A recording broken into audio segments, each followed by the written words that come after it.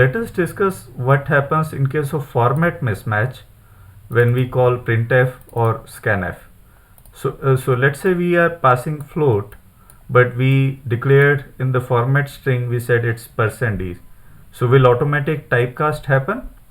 Answer is no. Compiler cannot determine what is the actual desired data type of these variable number of arguments which are passed after the format string. It's only the implementation of printf which knows, okay, %d, then retrieve int from the stack.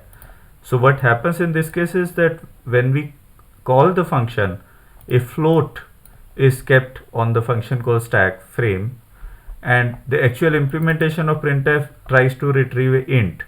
So the bytes which are representing a float are read as a int, so result is unpredictable. Same unpredictable thing happens in case of scanf. And normally you will get a warning. For example, if you are doing this compilation, let me compile it without any flag. Even without any flag, often it gives a warning that it is expected int, but actually double is given. Okay, so just be careful about it.